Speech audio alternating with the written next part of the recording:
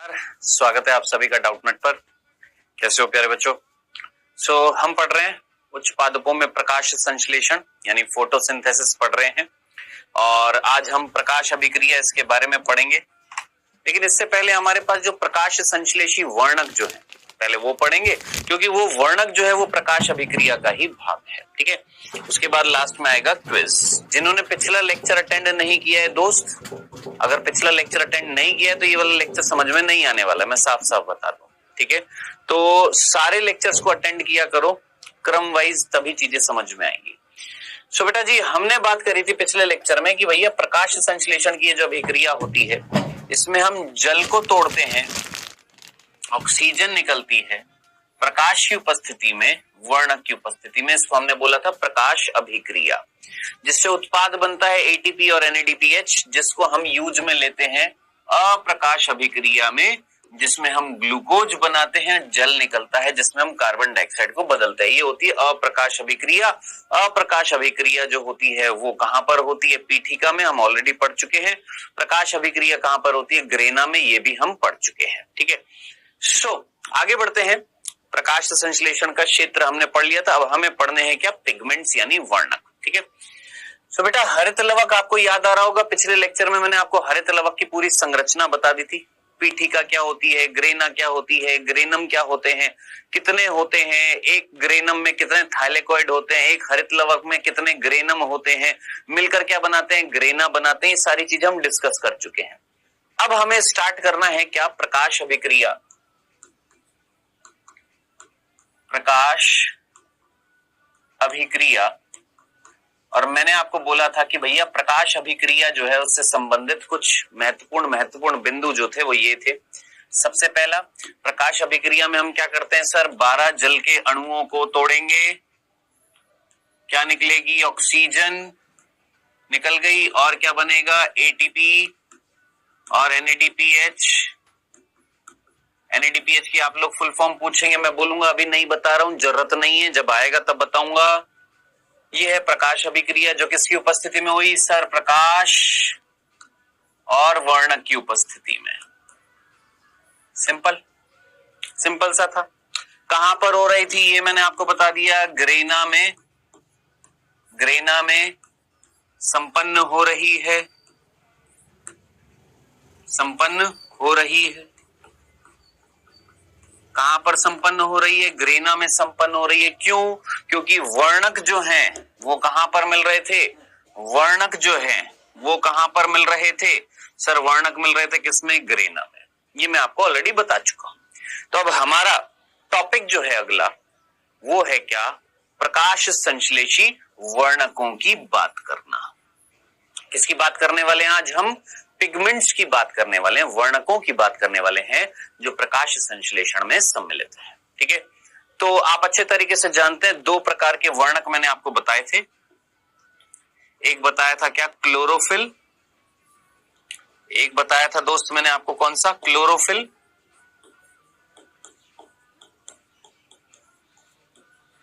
ठीक है, जिसको इंग्लिश में भी क्लोरोफिल बोलते हैं, हिंदी में पर्णहरित बोल देते हैं।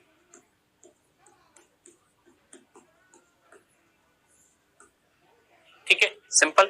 और दूसरा बताया था कैरोटीनॉइड।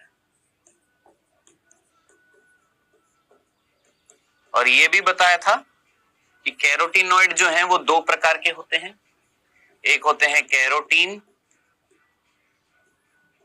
एक होते हैं कैरोटिन, और एक होते हैं जेंथोफिल।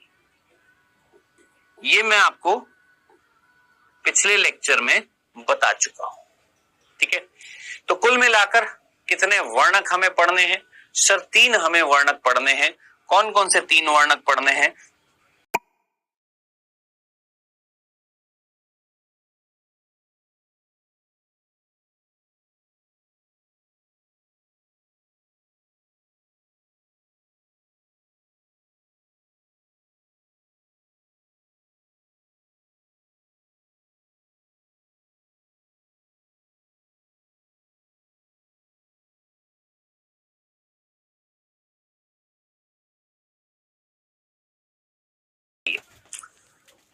हाँ जी, सबसे पहला वर्णक जो हम देख, से पहले हम क्या पढ़ेंगे? क्लोरोफिल देखेंगे। सबसे पहले किसकी बात करेंगे? क्लोरोफिल की। ये है कौन? क्लोरोफिल। This is chlorophyll. ये क्लोरोफिल की संरचना है। क्लोरोफिल हरा वर्णक उसकी संरचना है। ठीक है, अभी इस संरचना को भी समझाऊंगा। आइए, हाँ जी, सबसे पहला वर्णक जो हम देखने वाले हैं, हेडिंग डाल देता हूं, प्रकाश संश्लेषी वर्णक।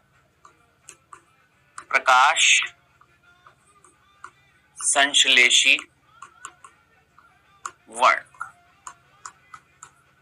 ठीक है, जैसे मैं पढ़ा रहा हूं वैसे पढ़िएगा। आपको भी मैं एनसीईआरटी में मिस्टेक जो है वो भी दिखाऊंगा।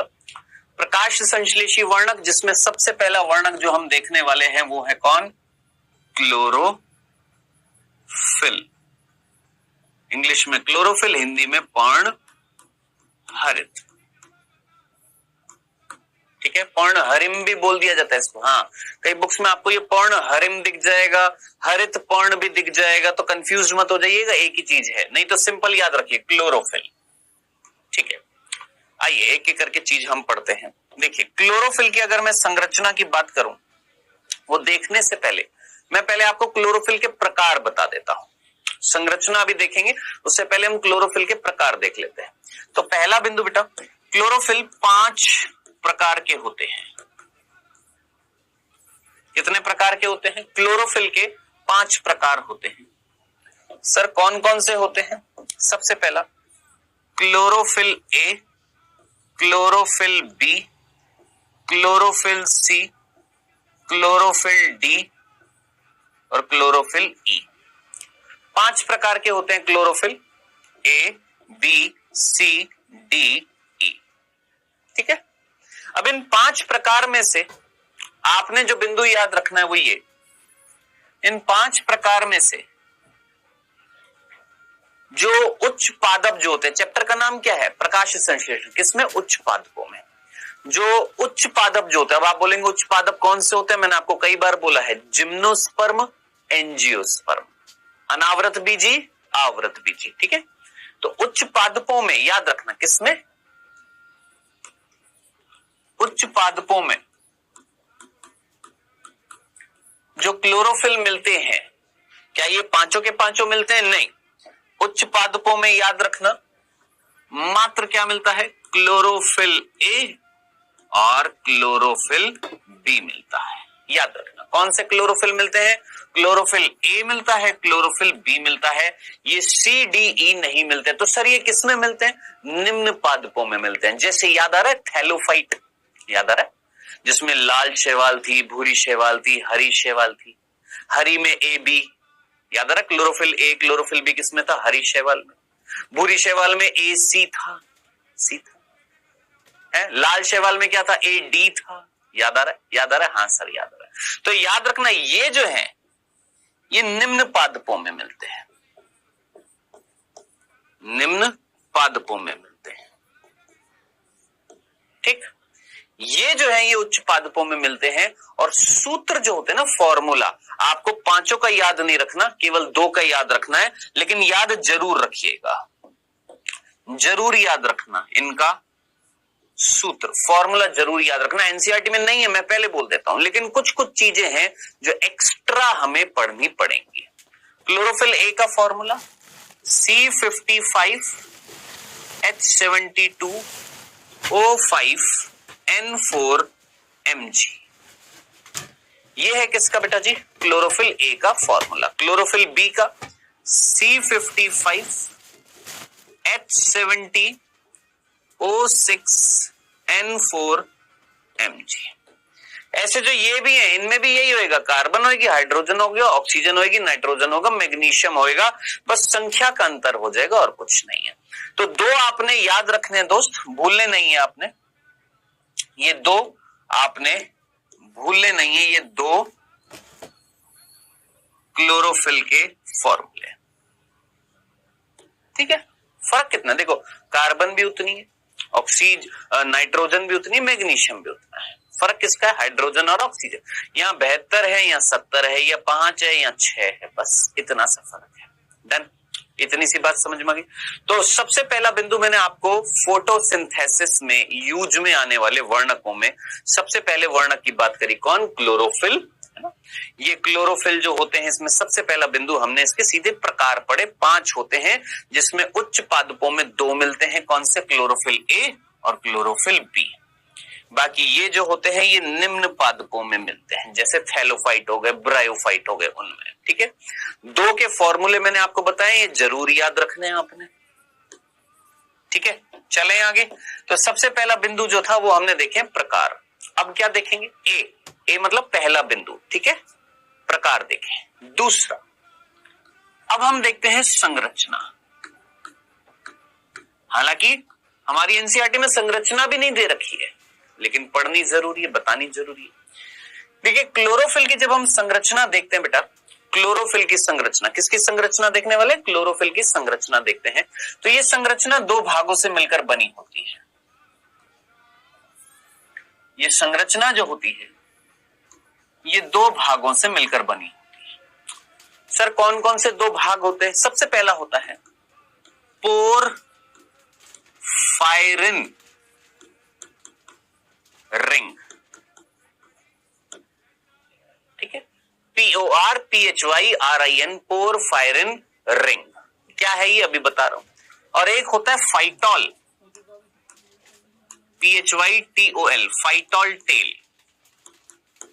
ठीक है, अब आप मुझे बताइए, आपने कभी टेडपोल नाम सुना है? टेडपोल, मेंढक का टेडपोल होता है ना, वो टेडपोल कुछ इस तरीके की संरचना होती है, इस तरीके से, जिसमें ये वाला भाग होता है मुख्य भाग और पीछे होती है पूंछ।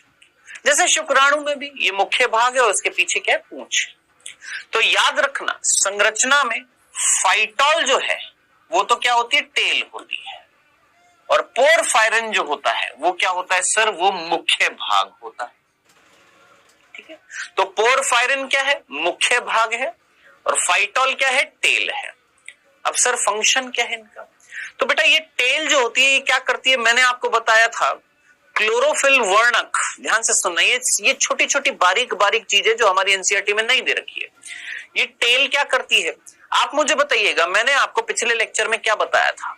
वर्णक कहां पर होते हैं?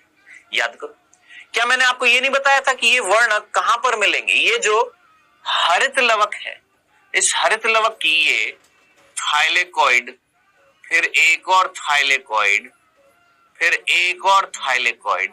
इस थाइलेकॉइड की ये झिल्ली दिख रही है? हाँ से, इस झिल्ली के अंदर होंगे ना? बताइए, याद आ रहा है? क्या बोला था मैंने? वर्णक कहां पर है सर? थाइलेकॉइड की झिल्लियों के अंदर है कि नहीं है ना? तो झिल्ली में अगर है तो जुड़ने के लिए कोई संरचना होगी ना उन वर्णकों के पास। तो वो चीज थी क्या कि ये जो टेल जो होती है, ये टेल जो होती है फाइटोल टेल, ये क्या करती है? इस मुख्य भाग को जोड़े रखती है किसके साथ? थाइलेकॉइड की झिल्लियों में। आया समझ में? क्लियर है? वापस से बताऊं? फिर से देख। देखिए हरित लवक दिखाई दे रहा है। पिछले लेक्चर में हमने हरित लवक की बात करी थी, हाँ, उसमें थाइलेकॉइड बताया था। हाँ, ये थाइलेकॉइड की क्या है? ये थाइलेकॉइड की क्या है सर? ये थाइलेकॉइड की झिल्ली है। मैंने कहा हाँ, और नहीं, ये थाइलेकॉइड की झिल्ली है। और इस थाइलेकॉइड की झिल्ली के अंदर दिमाग लगाओ, इस थाइलेकॉइड की झिल्ली के अंदर क्या बताए थे? वर्णक मिलेंगे। हाँ सर, कौन मिल रहा है? क्लोरोफिल मुख्य रूप से मिलेगा। हाँ जी। अब क्लोरोफिल वर्णक अगर इसके अंदर है तो जुड़ना पड़ेगा ना, क्लोरोफिल के वर्णक को जुड़ना पड़ेगा ना, झिल्ली में जुड़ना पड़ेगा। तो जुड़ने के लिए उसके पास क्या है? क्लोरोफिल की संरचना में उसके पास पूंछ है। तो क्लोरोफिल की जो पूंछ जो होती है, ये क्लोरोफिल की ये जो पूंछ जो होती है, ये वाली, ये देख, ये है पूंछ, दिख रही है। और इस पूंछ को देखो क्या लिखा हुआ है सर? इस पूंछ को लिखा हुआ है फाइटोल टेल। ये है टेल, ये है टेल। और ये टेल क्या करती है? इस क्लोरोफिल को जोड़ती है, इस क्लोरोफिल के इस मुख्य भाग को जोड़ती है किसमें? थाइलेकॉइड की झिल्ली में। Done? Clear? Done done done done. चलें आगे, अब आगे बढ़ते, अब देखते हैं क्या है ये पोरफायरिन रिंग, क्या है ये फाइटोल टेल। आइए समझते हैं।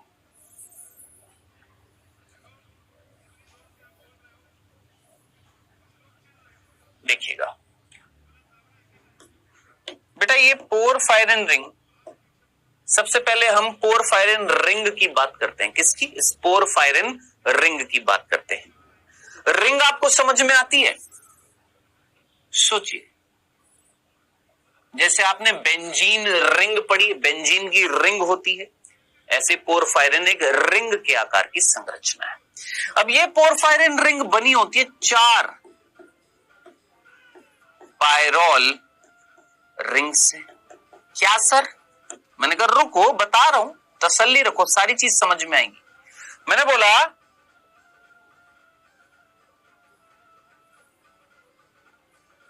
बोला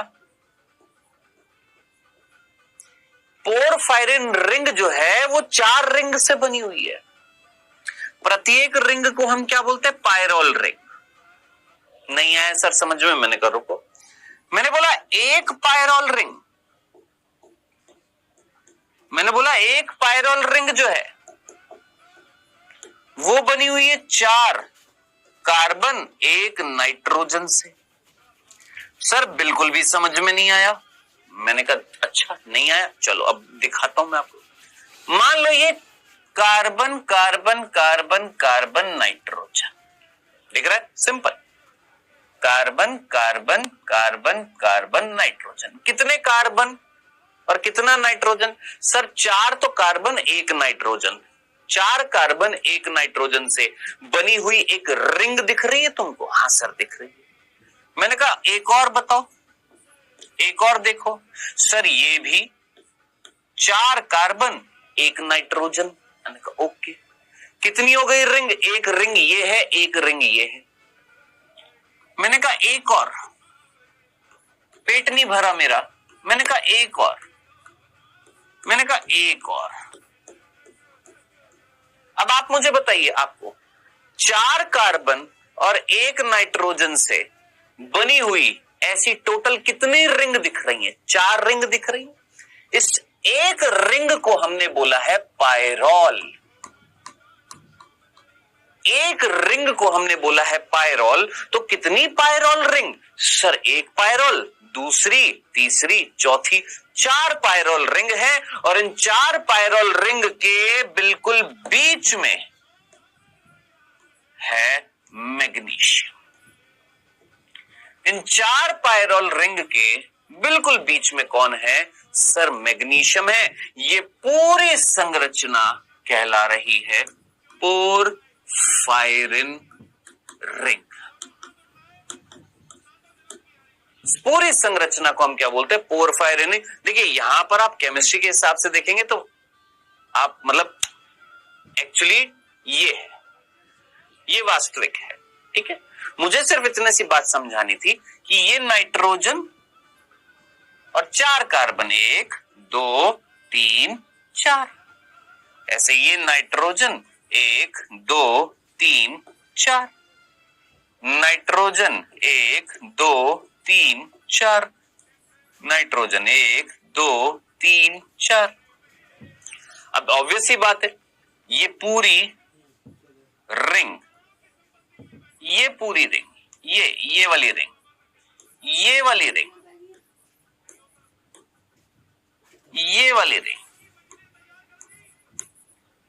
बॉन्ड वॉन्ड तो आपको बनाने पड़ेंगे इस तरीके से। कोई पूछने नहीं वाला है आपसे, सिर्फ समझाने के लिए मैं आपको बता रहा था। Pyrrole ring, pyrrole ring, pyrrole ring, pyrrole ring.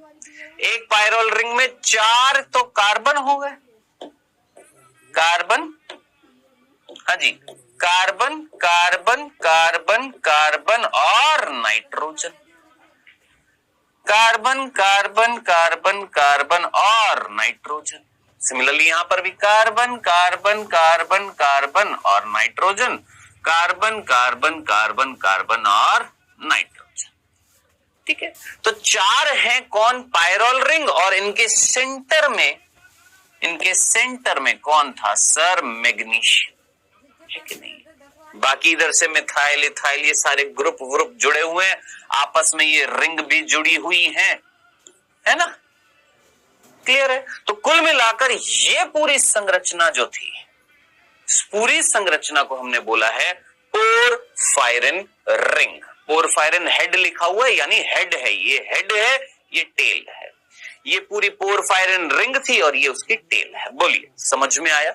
तो मैंने आपको क्या बोला, अगर संरचना देखे तो दो भाग है, एक है पोरफायरिन हेड बोल दीजिए, पोरफायरिन सिर बोल दीजिए, फाइटोल पूंछ बोल दीजिए। पोरफायरिन हेड जो है वो एक रिंग की रूप में है जो 4 पायरोल रिंग से बना हुआ है। एक पायरोल रिंग में 4 carbon 1 nitrogen, 4 carbon 1 nitrogen. Done, clear है? सिंपल सी बात थी। ये है पोरफायरिन रिंग और इनके सेंटर में कौन है? मैग्नीशियम। और ये भी चीज जरूर याद रखना, यही वो मैग्नीशियम है, यही वो मैग्नीशियम है जो हरा रंग प्रदान करता है। भूलना जाइएगा, हरा रंग प्रदान करता है। ठीक है दोस्त, तो आपसे कोई पूछे क्लोरोफिल का हरा रंग किसके कारण होता है, तो आप सीधा सीधा बोलेंगे क्लोरोफिल का हरा रंग क्लोरोफिल की संरचना में जो पोरफायरिन रिंग है जिसमें 4 पायरोल रिंग है, एक पायरोल रिंग 4 कार्बन 1 नाइट्रोजन से बनी हुई है, ऐसी 4 पायरोल रिंग के बिल्कुल सेंटर में कौन है? मैग्नीशियम। ये मैग्नीशियम हरा रंग प्रदान करता है, ये हमने खनिज पोषण वाले चैप्टर में भी पढ़ा था, याद करिए। डन, क्लियर है? अब ये जो पूरी रिंग जो थी दोस्त, ये पूरी रिंग जो थी इससे नीचे लगी हुई है कौन? टेल। इससे नीचे जुड़ी हुई है कौन? ये टेल। और इस टेल का नाम क्या है? Sir phytol. अब फाइटोल टेल में ऑल वर्ड आ रहा है, ऑल। और ऑल क्या होते हैं? एल्कोहल, है ना? जानते हैं ना, ऑल जिसमें आता है वो क्या होते हैं? एल्कोहल होते हैं। तो ये फाइटोल टेल का केवल फॉर्मूला याद रखना है आपने और कुछ नहीं। फाइटोल टेल जो होती है ये बनी होती है C20 कार्बन 20 हाइड्रोजन 39 OH। ये होता है किसका फॉर्मूला? याद रखना, फाइटोल टेल का। तो बेटा भूलना जाइएगा फाइटोल टेल, फाइटोल पूंछ जो है उसका फॉर्मूला। और क्या कर रही है? इस पूरी क्लोरोफिल की संरचना को जोड़े रख रही है थाइलेकॉइड की झिल्ली में। ये है संरचना किसकी दोस्त? किसकी बेटा? हमारे क्लोरोफिल की। अब बताइए, भूलेंगे कभी क्लोरोफिल से रिलेटेड अगर कोई प्रश्न आएगा? बहुत सारी चीज एक्स्ट्रा बताई हैं जो नहीं है एनसीईआरटी में, लेकिन पढ़ना जरूरी है। ठीक है, सो यहां तक की चीज क्लियर है? डंडना डंडन। अब मैं आपको एक चीज बताता हूं, जब आप एनसीईआरटी पढ़ेंगे ना तो वहां पर आपको, जब आप पढ़ेंगे तो वहां पर ना आपको एक ग्राफ मिलेगा इस तरीके से, इस तरीके से, है ना? एक ग्राफ दिखाई देगा, इस तरीके से एक ग्राफ दिखाई देगा, है ना? उसको बिल्कुल भी मत पढ़िएगा, कसम से बिल्कुल समझ नहीं आएगा, मेरे को पता है। अरे हमको पता है नहीं आएगा तुमको अभी समझ में। चैप्टर कंप्लीट होने देना, जब पूरा चैप्टर कंप्लीट हो जाएगा लास्ट में बताऊंगा, ठीक है? क्योंकि ये चीज बीच में गलत डाल दिया हमारी एनसीईआरटी में, समझ में नहीं आता है। जब चैप्टर कंप्लीट होगा तब बताऊंगा, अभी इसको मत पढ़ना, या पढ़ भी लो तो समझ में आने वाला नहीं है ये, और अगर आ गया है तो बल्ले बल्ले। ठीक है, सो ये थी क्लोरोफिल की संरचना और ये है क्लोरोफिल के प्रकार। आपने सीधे तरीके से याद रखने, कुछ भी नहीं था इसमें। चलें आगे, ठीक है? अब आगे बढ़ने से पहले एक और बिंदु याद रखना है। इन क्लोरोफिल में से 5 प्रकार के क्लोरोफिल में से ये वाला जो क्लोरोफिल है, कौन सा? क्लोरोफिल ए, ये सबसे महत्वपूर्ण है। ठीक है, क्यों? क्योंकि इसको हम बोलते हैं सार्वभौमिक,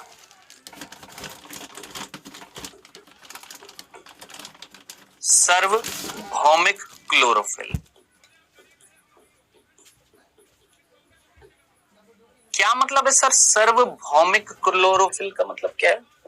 याद रखना, इस पृथ्वी पर जितने भी प्लांट्स, जितने भी पादप हैं, जो भी पादप जो प्रकाश संश्लेषण करता है, पादपों की बात कर रहा हूं, जितने भी पादप जो प्रकाश संश्लेषण करते हैं सभी में क्लोरोफिल ए मिलेगा। चाहे वो थैलोफाइट हो, चाहे वो ब्रायोफाइट हो, चाहे वो टेरिडोफाइट हो, चाहे वो जिम्नोस्पर्म हो, चाहे एंजियोस्पर्म हो, हर पादप में, इसको पता है हम इंग्लिश में क्या बोलते हैं? Universal pigment. इसको हम इंग्लिश में बोलते हैं यूनिवर्सल पिगमेंट। क्यों बोलते हैं? क्योंकि हर पादप में, एवरी प्लांट, हर पादप में क्या मिलता है? क्लोरोफिल ए मिलता है। लेकिन जरूरी नहीं है हर पादप में बी मिले, सी मिले, डी मिले, ई मिले। उच्च पादपों में ये दोनों मिलते हैं। देखो समझने वाली बात, हर पादप में ये मिलेगा, निम्न पादपों में ये भी मिलेगा और ये भी मिलेगा, उच्च पादपों में ये मिलेगा और ये मिलेगा। जिनको अभी भी समझ में है, देख मैं हूं उच्च पादप, ध्यान से देख, मैं हूं उच्च पादप, मेरे अंदर कौन से क्लोरोफिल? ये दोनों, ठीक है। निम्न पादपों में ये भी मिलेंगे और ये भी मिलेगा, याद रखना, निम्न पादपों में ये भी मिलेंगे और ये भी मिलेगा। अब इस आधार पर मुझे बताओ, क्लोरोफिल ए निम्न पादपों में भी है, उच्च पादपों में भी है, यानी क्लोरोफिल ए हर पादप में मिलेगा। Done? Clear? Done done done done, कोई कंफ्यूजन नहीं है। कुछ अपवाद भी होते हैं। क्लोरोफिल बी जो होता है ये भी कुछ निम्न पादपों में आता है, कुछ निम्न पादपों में, जैसे हरी शैवाल जो होती है, हरी शैवाल, उसमें ए बी था, हाँ था, और हरी शैवालों को हम उच्च पादपों के क्या बोलते हैं? पूर्वज बोलते हैं, तो उनमें था ये। तो अपवाद स्वरूप निम्न पादपों में, कुछ निम्न पादपों में बी भी होता है, लेकिन बी ज्यादातर किसमें मिलता है? उच्च पादपों में मिलता है। ओके, बहुत सारी चीजें यार, इतनी सारी चीजें अगर मैं पढ़ाने बैठ गया तो बहुत कुछ है फोटोसिंथेसिस में। जो सिलेक्टेड चीजें जिससे प्रश्न बन सकते हैं वो सारी चीज मैं आपको बताता जा रहा हूं। डन? क्लियर? चलें आगे, अब आगे बढ़ते हैं। तो ये था बेटा हमारा पहला कौन सा? क्लोरोफिल। मैंने आपको बताया कितने वर्णक है, एक तो क्लोरोफिल है, ये हमने देख ली। अब बात करते हैं किसकी? कैरोटीनॉइड की। अब कैरोटीनॉइड की बात करने से पहले अच्छा एक और चीज, ये जो 5 प्रकार के क्लोरोफिल हैं, इनसे संबंधित एक प्रश्न बनता है नीट में। कौन सा प्रश्न बनता है? ध्यान से सुनना। इनसे संबंधित मुख्य रूप से ए और बी के रंग से बनता है, जो हमारी एनसीईआरटी में लिखा हुआ है। मैं आपको पहले मिस्टेक भी दिखाता हूं हमारी एनसीईआरटी की क्या मिस्टेक है, फिर मैं आपको वो रंग भी दिखाता हूं। देखिए क्या लिखा हुआ है। क्लोरोफिल ए जो है ना, कैसा रंग होता है इसका? नीला हरा रंग होता है, चमकीला, चमकीला, थोड़ा सा चमकदार नीला हरे रंग का होता है। क्लोरोफिल बी जो होता है ये पीले हरे रंग का होता है, नीला हरा, पीला हरा। प्रश्न बनेगा यहां से, हाँ कहीं छोड़ दो इसको, नीला हरा, पीला हरा, ठीक है।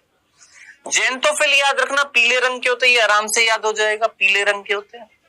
और देखो ये कर दिए गलती इन्होंने एनसीईआरटी ने, क्या? जेंथोफिल लिख दिया और उसके नीचे लिख दिया कैरोटीनॉइड।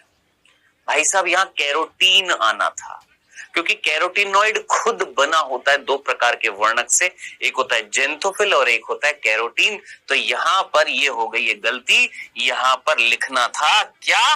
कैरोटीन। यहां पर आना था कैरोटीन, मैंने कैरोटीन कर दिया था, वहां पर कैरोटीन आएगा। क्या आएगा बेटा? यहां पर कैरोटीन आएगा।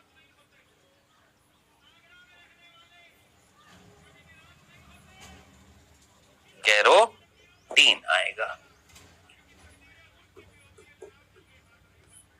ठीक है, ये जरूर याद रखना। कैरोटीन और जेंथोफिल ये दोनों मिलकर क्या कहलाते हैं? कैरोटीनॉइड। हमारी एनसीईआरटी ने ये छोटी सी मिस्टेक कर दी है, क्या? जेंथोफिल अलग लिख दिया और यहां पर कैरोटीन आना था, लेकिन कैरोटीनॉइड कर दिया। अरे भैया कैरोटीनॉइड तो खुद बना होता है किससे? जेंथोफिल और कैरोटीन से। तो मिस्टेक भी दिख गई है और रंग भी दिख गया है। किसका? क्लोरोफिल ए, क्लोरोफिल बी का रंग दिख गया है। इन दोनों का मैं अभी आपको बताने वाला हूं। आइए पहले एक बार क्लोरोफिल ए और बी का रंग भी यहां पर लिख दूं। चल क्लोरोफिल ए और क्लोरोफिल बी का रंग लिख देता हूं बेटा यहां पर। क्लोरोफिल ए का रंग, क्लोरोफिल बी का रंग कैसा? नीला हरा। कैसा होता है दोस्त? नीला हरा और इसका होता है पीला हरा। पीला थोड़ा सा लाइट हो गया, थोड़ा सा डार्क पीला कर देते हैं, पीला हरा। ठीक है, तो रंग के साथ ही मैंने लिखे हैं यहां पर। ठीक है, तो क्लोरोफिल ए का रंग याद रखना कैसा होता है बेटा, नीला हरा होता है, भूलना जाइएगा नीला हरा। और क्लोरोफिल बी का रंग जरूर याद रखना, पीला हरा। प्रश्न बनते हैं यहां से, हल्के में मत ले लेना, इस एनसीईआरटी की इस लाइन से प्रश्न बनता है, याद रखना कौन से रंग का होता है। पता है कंफ्यूजन कैसे होता है, सर आपने तो बोला था क्लोरोफिल जो है वो तो हरे रंग के होते हैं, यहाँ नीला हरा पीला हरा, है ना, कंफ्यूजन होता है ना। चलो मैं तुमसे पूछता हूं, ये चेयर जो तुमको दिखाई दे रही है कैसे रंग की है ये चेयर, सर ये हमें नारंगी रंग की दिख रही है, ऑरेंज कलर की दिख रही है। मैं तुमसे पूछता हूं ये ऑरेंज रंग की कैसे है, फिजिक्स में तुमने पढ़ा होगा, ये ऑरेंज रंग की कैसे है, सोचो।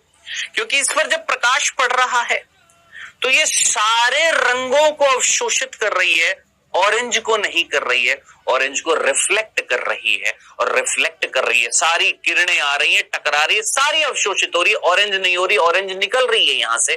तो हमारी आंखों से जो टकराएगी यहां पर, इसको जब मैं देख रहा हूं इस पे सारी किरणें गिर रही हैं, इस पे सारी किरणें गिर रही हैं, और सारी किरणें गिरने के बाद सारी अवशोषित हो रही है, ऑरेंज नहीं हो रही, ऑरेंज टकरा कर मेरी आंखों में आ रही है, और मुझे ये कैसी दिखाई दे रही है, ऑरेंज दिखाई दे रही है।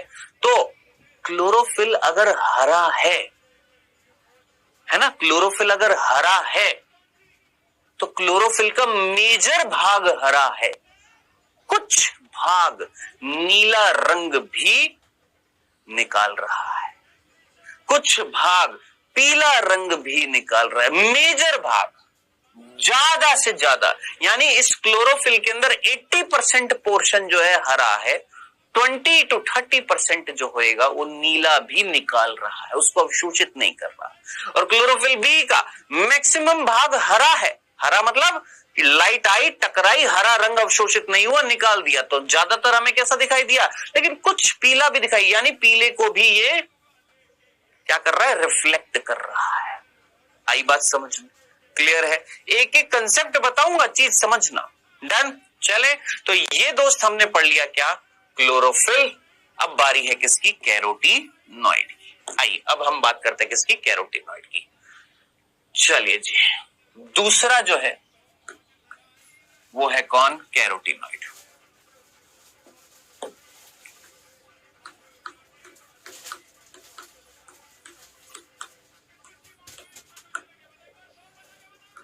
देखिए कैरोटीनॉइड मैंने आपको बता दिया है दो प्रकार के हैं,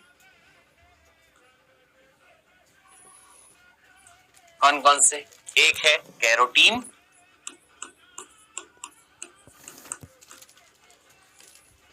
और एक है जेंथोफिल।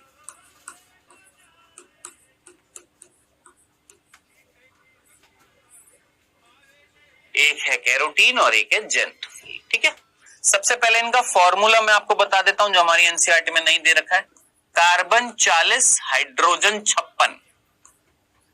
याद रखना कैरोटीन का फॉर्मूला कार्बन 40 हाइड्रोजन 56। पहले हम जेंथोफिल नहीं, पहले हम कैरोटीन पढ़ते फिर जेंथोफिल पढ़ेंगे। आइए सबसे पहले हम कैरोटीन की बात करते हैं। फर्स्ट सबसे पहले हमने बिंदु जो देखा कैरोटीन में, सबसे पहला बिंदु हमने यही देख लिया कि भैया कैरोटीन जो है उसका फॉर्मूला क्या है, ये फॉर्मूला है कार्बन 40 हाइड्रोजन 56। ठीक है, और क्या क्या याद रखना है कैरोटीन में। दूसरा बिंदु, कैरोटीन कौन सा रंग उत्पन्न करते हैं, कौन से रंग के दिखाई देते हैं, तो बेटा जी ये लाल नारंगी, लाल अथवा नारंगी रंग के होते हैं।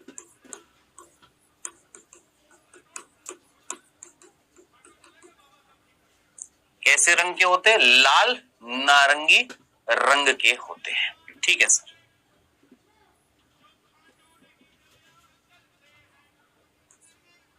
ठीक है, ऑरेंज रेड कलर के होते हैं कौन, कैरोटीन। सिंपल सा था, फॉर्मूला देखा, रंग पता लग गया।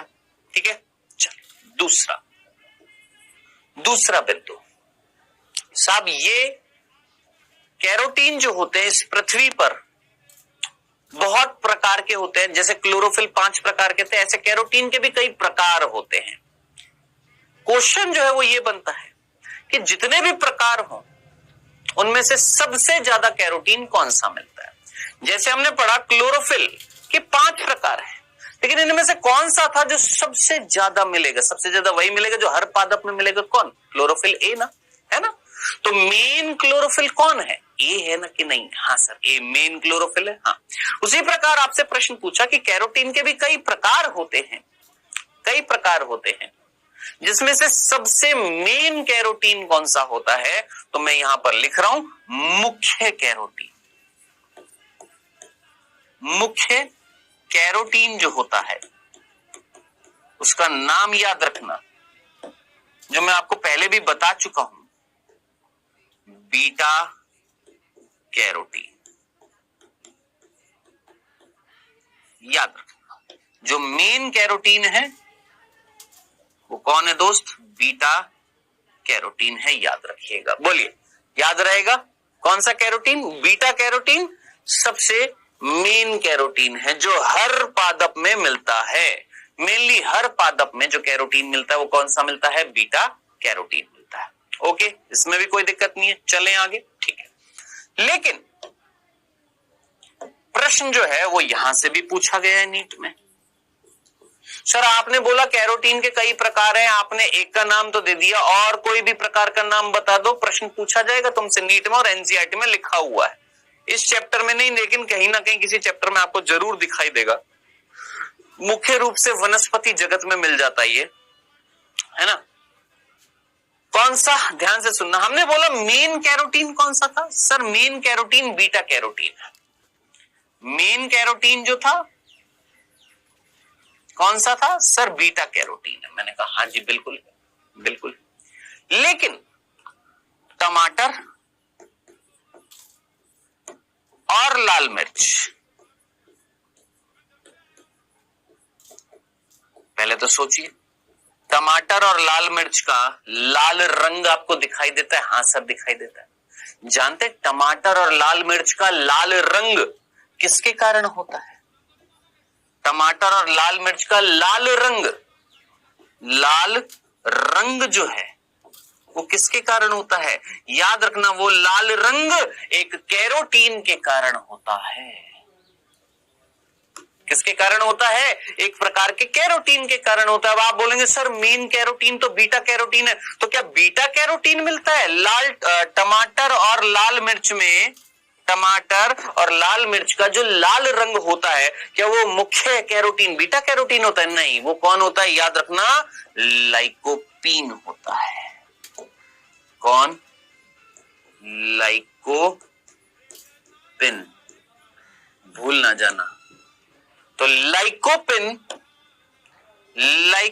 दोस्त, लाइकोपिन याद रखिएगा।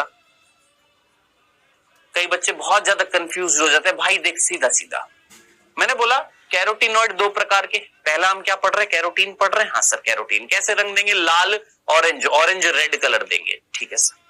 अब मैंने बोला ज्यादातर कैरोटीन कौन सा है? बीटा कैरोटीन है, लेकिन टमाटर और लाल मिर्च में जो लाल रंग है वो बीटा कैरोटीन से नहीं है। किससे? लाइकोपीन से। खत्म, इतनी सी बात। तो ये भी एक प्रकार का कैरोटीन है, ये भी एक प्रकार का कैरोटीन है। ज्यादातर कैरोटीन जो मिलता है ऐसा मिलता है, लेकिन इनमें लाल रंग इस कैरोटीन से होता है। खत्म, इतनी सी बात है। बोल याद रहेगी कि नहीं याद? खत्म, ये था कैरोटीन, हो गया, डन डन डन। अब आते हैं जेंथोफिल पर। आइए अब हम बात करें किसकी? जेंथोफिल की। तो सर सबसे पहली चीज जो होगी जेंथोफिल में, सूत्र पूछेंगे, फॉर्मूला पूछेंगे। जैसे आपने इसका फॉर्मूला बताया कार्बन 40 हाइड्रोजन 56, इसका फॉर्मूला क्या होता है जेंथोफिल का? तो दोस्त याद रखना, अंग्रेजी में बोला जाता है, क्या बोला जाता है? जेंथोफिल क्या होते हैं? Oxygen containing carotene are called xanthophyll. क्या सर समझ नहीं आया? फिर से सुन, वापस से सुन। Oxygen containing carotene are called xanthophyll. नहीं सर अभी भी समझ में नहीं आया। अब इधर देख, कार्बन 40 हाइड्रोजन 56 और ऑक्सीजन, अब आप मुझे बताइएगा,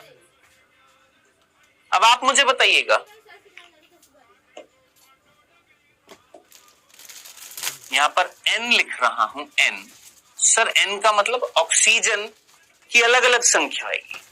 जैसे ऑक्सीजन अगर 1 है, ऑक्सीजन 2 है, ऑक्सीजन 6 है, तो उस हिसाब से अलग अलग प्रकार के क्या होते हैं, जेंथोफिल। यहां पर N लिख रहा हूं, N। सर N का मतलब ऑक्सीजन की अलग अलग संख्या आएगी। जैसे ऑक्सीजन अगर 1 है, ऑक्सीजन 2 है, ऑक्सीजन 6 है, तो उस हिसाब से अलग अलग प्रकार के क्या होते हैं, जेंथोफिल होते हैं। तो अब आप थोड़ा सा तो कॉमन सेंस लगाइए, ये क्या था सर, ये हमारा कैरोटीन। तो कैरोटीन कंटेनिंग ऑक्सीजन, कैरोटीन के साथ अगर ऑक्सीजन जोड़ दें, कैरोटीन के साथ में अगर ऑक्सीजन जोड़ दे तो क्या बनेगा, जेंथोफिल नहीं बनेगा। बोलो, इतनी सी बात थी। लो जी, समझ में आ गया। तो याद रखना, जेंथोफिल क्या होते हैं, जब कैरोटीन के साथ ऑक्सीजन को जोड़ देते हैं तो क्या बनते हैं, जेंथोफिल बनते हैं। ओके सर, नेक्स्ट अगला बिंदु। दूसरा बिंदु जो है वो ये बोलता है कि जैसे ये जो है ये लाल नारंगी रंग के होते हैं, ये कैसे रंग के होते हैं। तो याद रखना, ये पीले रंग के होते हैं। कैसे रंग के होते हैं दोस्त, ये पीले रंग के होते हैं।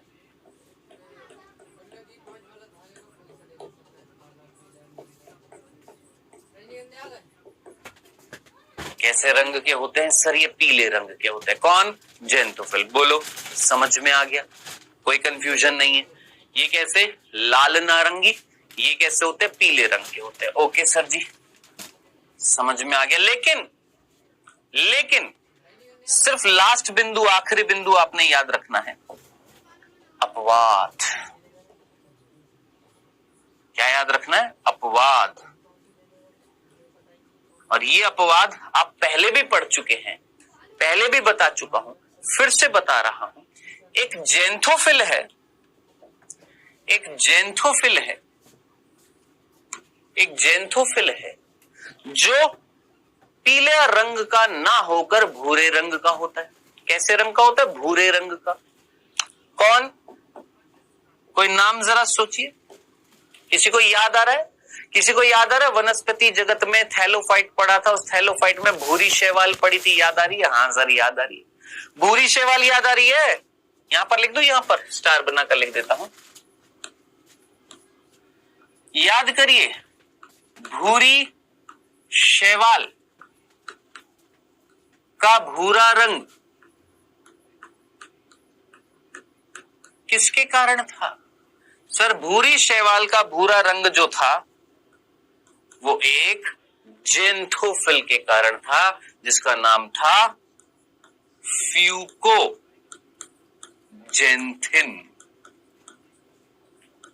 कितने बच्चों को याद आ रही है ये बात, फ्यूकोजेंथिन जो एक जेंथोफिल है, फ्यूकोजेंथिन जो एक जेंथोफिल है। याद रखना, फ्यूकोजेंथिन कौन है, एक प्रकार का जेंथोफिल है, ठीक है, जिसका फॉर्मूला भी मैं आपको बता देता हूं, C40H56O6। ऑक्सीजन कितनी होती है, 6 होती है, उसको हम क्या बोलते हैं, फ्यूकोजेंथिन, जो कैसा रंग देता है, भूरा रंग देता है। बाकी सारे के सारे जो होते हैं जेंथोफिल, जैसे वियोला जेंथिन, लुटिया जेंथिन, अलग अलग प्रकार के होते हैं। कौन, जेंथोफिल। वियोला जेंथिन जो होता है वो carbon 40, hydrogen 56, oxygen 2, Viola xanthine. Lutea xanthine होता है कार्बन 40, हाइड्रोजन 56, ऑक्सीजन 4, वो ल्यूटिया जेंथिन होता है। तो अलग अलग प्रकार के जेंथोफिल है, सारे जेंथोफिल कैसा रंग देते हैं, पीला। अपवाद आपने याद रखना है, कौन, भूरी शैवाल का जो भूरा रंग होता है वो जिस जेंथोफिल से होता है उसका नाम होता है फ्यूकोजेंथिन, जिसका फॉर्मूला मैंने आपको बता दिया। ये हैं आपके क्या, 2 प्रकार के, कौन दोस्त, कैरोटीनॉइड। एक एक चीज क्रिस्टल क्लियर करते हुए बता रहा हूं, एक एक चीज में। बोलिए, आया समझ में, आ रही है ना, लाइव वाली फीलिंग ही तो आ रही है। और कैसी फीलिंग चाहिए, आपको पढ़ना है, आपको चीजों को समझना है, चैटिंग थोड़ी ना करनी है दोस्त, चैटिंग से कोई सिलेक्शन होते हैं क्या? नहीं, चीजों को समझने से होता है, याद करने से होता है, रिवीजन से होता है। बोलिए, कैरोटीनॉइड समझ में आ गया, क्लोरोफिल समझ में आ गया, आ गया।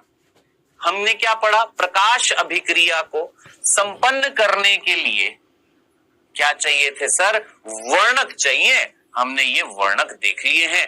अब आप मुझे बताइए, उच्च पादपों में कितने वर्णकों की आवश्यकता है? उच्च पादपों में टोटल कितने वर्णक हैं प्रकाश संश्लेषण के लिए? आप बोलेंगे 3, मैं बोलूंगा 4। कैसे भाई? क्लोरोफिल के 2 प्रकार नहीं है क्या? उच्च पादपों में क्लोरोफिल 2, और कौन कौन? और सर हमारा ये कैरोटीन, जेंथोफिल। तो टोटल कितने हो गए? 4 नहीं हो गए? अब देखो, यही चीज हमारी एनसीईआरटी ने लिखी है यहां पर कि कुल मिलाकर 4 वर्णकों की जरूरत है, जिसमें से एक गलत लिख दिया है, chlorophyll A, chlorophyll B, xanthophyll, carotenoid ना करके यहां पर आना था कैरोटीन। अब हम कुछ नहीं कर सकते हैं दोस्त, गलती कर दी है इन्होंने। डन, क्लियर है? चलें आगे, सिंपल सा था। अब आप जब यहां पर पढ़ेंगे तो आपको एक वर्ड दिखाई देगा, ये क्रोमैटोग्राफी, है ना? ये पढ़ेंगे और कंफ्यूज हो जाएंगे। अरे हमको पता है तुम कहां कंफ्यूज होंगे, तुम्हारा दिमाग कहां पर नहीं चल पाएगा, तुम कहां पर अटकोगे। इस पे अटके है। बुक पढ़ी? हाँ सर, ये क्या होता है सर क्रोमैटोग्राफी? देखिए, जब हम प्रैक्टिकल्स करते हैं तो उसमें कई सारे एक्सपेरिमेंटेशन होते हैं, कई सारे एक्सपेरिमेंट करते हैं। तो क्रोमैटोग्राफी एक इंस्ट्रूमेंट है, क्रोमैटोग्राफी एक प्रक्रिया, इंस्ट्रूमेंट नहीं, सॉरी, क्रोमैटोग्राफी एक प्रक्रिया है, प्रोसेस होती है। क्रोमैटोग्राफी एक प्रोसेस होती है, एक प्रक्रिया होती है, जो एक प्लेट पर होती है। उस प्लेट का नाम होता है क्रोमैटोग्राफिक प्लेट। सर नहीं समझ में आया? मैंने कहा वापस से सुन, फिर से सुन। मैंने बोला क्रोमैटोग्राफी एक प्रक्रिया, एक प्रोसेस है जो संपन्न होती है, जिसको कराया जाता है एक प्लेट पर, और उस प्लेट का नाम होता है क्रोमैटोग्राफिक प्लेट। ठीक है सर, क्या करते हैं इस क्रोमैटोग्राफी प्रक्रिया में? इस प्लेट पर क्या करते हैं? तो दोस्त कुछ नहीं, इस क्रोमैटोग्राफी प्रक्रिया में हम जो पादपों के अंदर वर्णक होते हैं, जो वर्णक होते हैं, जो केमिकल्स होते हैं, जो रसायन होते हैं, उन सभी को सेपरेट करते हैं, उनको अलग करते हैं। फिर से बोलूं, फिर से सुन। क्रोमैटोग्राफी एक प्रोसेस होती है जिससे हम रसायनों को, केमिकल्स को क्या करते हैं? सेपरेट करते, अलग कर देते हैं। तो जरा सोचिए, यहां पर क्या लिखा होता? क्रोमैटोग्राफी से पता लगता है कि पत्तियों में स्थित वर्णकों के कारण जो हरापन दिखाई देता है वह किसी एक वर्णक के कारण नहीं होता, बल्कि 4 वर्णक है जो हरा रंग दे रहे हैं। सर 4 वर्णक हरा रंग दे रहे हैं, ध्यान से देख, ये ऐसा बोल रही है एनसीईआरटी। एक्चुअली यहां पर लिखना क्या चाहिए था? क्रोमैटोग्राफी से यह पता लगता है कि पत्तियों के अंदर जो हरा रंग है वो ज्यादातर इस वर्णक के कारण होते हैं। इनके अलावा 2 और वर्णक होते हैं जो अलग रंग देते हैं, लेकिन उनकी मात्रा कम होती है, इनकी मात्रा ज्यादा होती है, ये हरा रंग देते हैं। क्यों? पत्तियों का हरा रंग हरा क्यों होता है? क्योंकि ये बहुत ज्यादा मिलते हैं, ये भी मिलते हैं, लेकिन इनकी मात्रा इतनी नहीं होती। ये पूरा बताना चाहिए था ना एनसीईआरटी को। अब ये हमें कैसे पता लगा कि भैया पत्ती के अंदर हरा रंग देने वाले ये वर्णक हैं, इसके अलावा लाल, नारंगी, पीला रंग देने वाले ये वर्णक हैं? हमें कैसे पता लगा? जब हम वर्णकों को अलग करेंगे। अलग करने का जो इंस्ट्रूमेंट है उसका नाम है क्रोमैटोग्राफिक प्लेट, जिसमें हम क्रोमैटोग्राफी करते हैं। अब ये कॉलेजेस में जब आप जाते हैं तो ये क्रोमैटोग्राफी की पूरी प्रक्रिया की आपको डिस्क्रिप्शन, पूरी प्रक्रिया जो है वो करवाई जाती है। किसमें? कॉलेजेस में। ठीक है, अभी जो इंपॉर्टेंट है जो चीज, वो सिर्फ फील करना, समझना कि क्रोमैटोग्राफी एक प्रोसेस होती है जिसमें हम केमिकल्स को क्या करते हैं? सेपरेट करते हैं। Done, clear? चलें आगे। ओके जी, क्लियर है? आगे बढ़ते हैं। अब यहां पर जैसे ही आप ये पढ़ लिए, पढ़ते ही खट करके ये वर्ड आता, प्रत्येक फोटो सिस्टम, अरे बाबा फोटो सिस्टम एंटेनी क्या है ये? ये समझ नहीं आता। मैंने कहा चलो ढंग से पढ़ेंगे।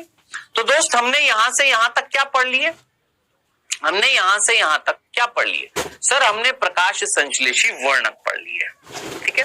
और ये प्रकाश संश्लेषी वर्णक कहां पर मिल रहे हैं? सर ये थाइलेकॉइड की झिल्ली में मिल रहे हैं या ग्रेना में मिल रहे हैं, ये हमें समझ में आ गया। अब आगे ध्यान से सुनना। अब आगे बढ़ने से पहले मैं आपको एक और चीज बताता हूं, क्या वो बतानी बहुत जरूरी है। अब यहां पर हम बात करेंगे किसकी? एक वैज्ञानिक की जिसका नाम है एमर्सन।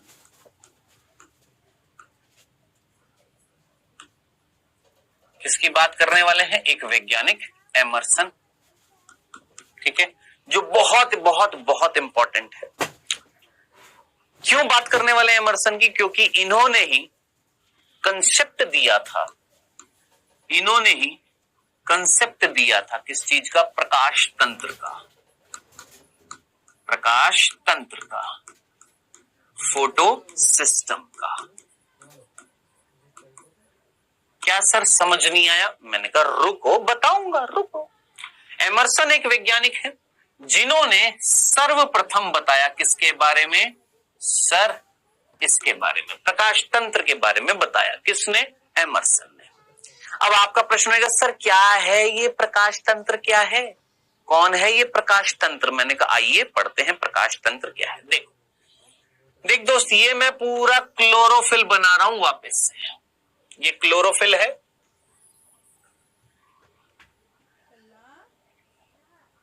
दोहरी झिल्ली युक्त है। हाँ सर, इसके अंदर मैं एक थाइलेकॉइड को बड़ा कर रहा हूं, ये थाइलेकॉइड। इसके नीचे एक और थाइलेकॉइड, इसके नीचे एक और थाइलेकॉइड, एक और थाइलेकॉइड, ठीक है, कोई दिक्कत तो नहीं थी। अब मैं क्या करता हूं, एक थाइलेकॉइड को बाहर निकालकर अगले पेज पर दिखाता हूं। इस थाइलेकॉइड को मैं यहां पर दिखा रहा हूं,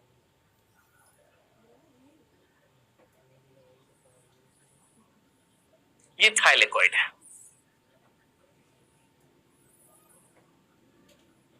कौन है दोस्त? ये थाइलेकॉइड है। कौन है बेटा? ये हमारा थाइलेकॉइड है। ओके सिंपल, ये थाइलेकॉइड है, इसको मैंने अगले पेज पर बनाया। इतनी तो समझ में, इतनी तो समझदारी है ना मैं क्या समझाने की कोशिश कर रहा हूं। ये हरित लवक जिसके अंदर ये थाइलेकॉइड, इस थाइलेकॉइड को मैंने यहां पर दिखा दिया है। ओके सर, अब इस थाइलेकॉइड में ध्यान से देखिएगा। इस थाइलेकॉइड में, ये थाइलेकॉइड एक्चुअली होता क्या है? ये इस तरीके से, ये झिल्ली है थाइलेकॉइड की। क्या है ये झिल्ली थी। ये हम ऑलरेडी डिस्कस कर चुके हैं। थाइलेकॉइड की ये क्या है? झिल्ली है, मेम्ब्रेन है। कई बच्चे सोचते हैं सर ये दोहरी झिल्ली है क्या? इसलिए मैं इस तरीके से बना देता हूं ताकि ये कंसेप्ट भी क्लियर हो जाए। ये दोहरी झिल्ली नहीं है, ये एक ही झिल्ली है।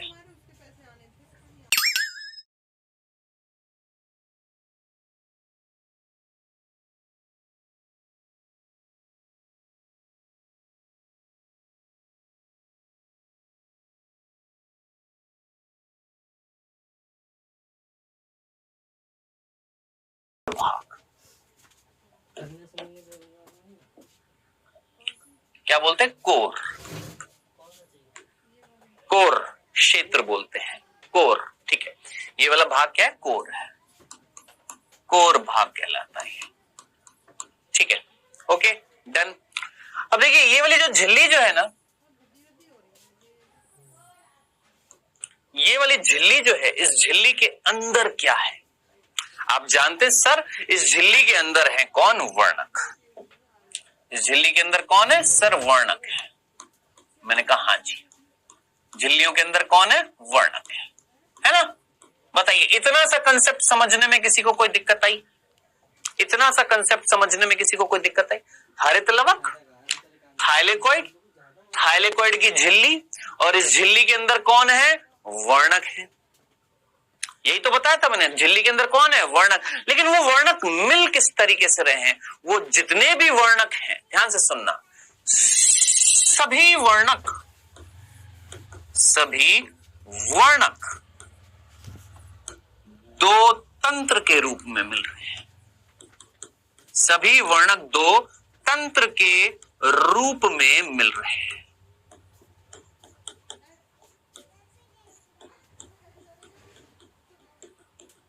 एकदम से चीज समझ में नहीं आएगी, पहले पूरा कंप्लीट होने देना फिर प्रश्न पूछना।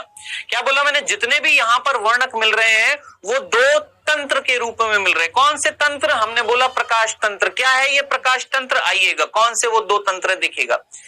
मैंने बोला प्रकाश तंत्र को हम इंग्लिश में बोलते हैं photo system. Photo system short में बोलते हैं पीएस। शॉर्ट में बोलते हैं पीएस। प्रकाश तंत्र को शॉर्ट में अंग्रेजी में बोला पीएस। मैंने बोला एमर्सन जो वैज्ञानिक जो था, एमर्सन, ये एमर्सन, इन्होंने बोला कि भाई साहब ये जो अंदर वर्णक मिल रहे हैं ना, ये दो समूह में मिल रहे हैं। सिंपल भाषा में बोल रहा हूं। क्या? एमर्सन ने बोला कि भाई जितने भी वर्णक है ना, वर्णक जो यहां पर मिल रहे हैं वो दो समूह में मिल रहे हैं। कितने समूह में? दो तंत्र के रूप में या दो समूह में मिल रहे हैं। और वो जो दो समूह हैं उनको हम बोलते हैं, एक होता है PS1 और एक होता है PS2। जो पहले खोजा गया उसको 1 बोला, जो बाद में खोजा गया उसको 2 बोला। तो कई बच्चे ये भी पूछते हैं, सर PS1 का मतलब, PS2 का मतलब? मैंने बोला वो प्रकाश तंत्र, वो वर्णकों का समूह जो पहले खोजा गया PS1 था और जो बाद में खोजा गया वो PS2 था। क्या था सर इसमें? ये था दोस्त, ध्यान से देखना। क्या था सर इसमें? ये था, देख, PS1 PS1 और PS2 में डिफरेंस जरा देखिएगा, गौर से देखना जनाब, ध्यान से देखना। PS1 में ये है क्लोरोफिल ए। कौन? Chlorophyll A. PS2 में क्लोरोफिल ए। आप बोलेंगे बी? नहीं, मैंने कहा ए। दोनों में क्लोरोफिल ए, क्लोरोफिल ए। ठीक है।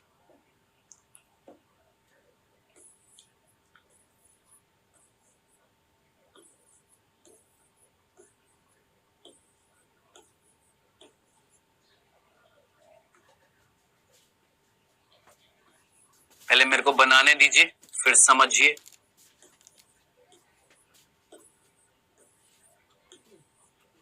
ठीक है, ठीक है। इसको मैंने बोला, ध्यान से देखिएगा, chlorophyll B, chlorophyll B, chlorophyll B, chlorophyll B, chlorophyll B, chlorophyll B. ठीक है सर। इसको मैंने बोला जेंथोफिल। एक्स मतलब xanthophyll, xanthophyll, xanthophyll, xanthophyll, xanthophyll, xanthophyll. ठीक है सर। इसको मैंने बोला carotene, carotene, carotene, carotene, carotene, carotene. Sir फर्क क्या है? Chlorophyll A, chlorophyll A, chlorophyll B, B, B, chlorophyll B, B, B, xanthophyll, xanthophyll, xanthophyll, xanthophyll, xanthophyll, xanthophyll, carotene, carotene, carotene, carotene, carotene, carotene. फर्क क्या है? सारी चीज तो same है। मैंने कहा रुको, ध्यान से सुनो। पहले तो ये सोचो, क्या आपको ये किसका समूह दिखाई दे रहा है? वर्णकों का दिख रहा है कि नहीं दिख रहा? बस इतनी सी बात मुझे बताइए। क्या आपको ये वर्णकों का समूह नहीं दिख रहा? हाँ सर दिख रहा है। क्या आपको ये वर्णकों का समूह नहीं दिख रहा? हाँ दिख रहा है। तो भाई पहले तो ये सोचो, ये प्रकाश तंत्र क्या है? सर प्रकाश तंत्र क्या था? सर ये प्रकाश तंत्र जो था, ये क्या है? प्रकाश तंत्र क्या है? सभी वर्णकों का समूह है। क्या है प्रकाश तंत्र? सर प्रकाश तंत्र वर्णकों का समूह है।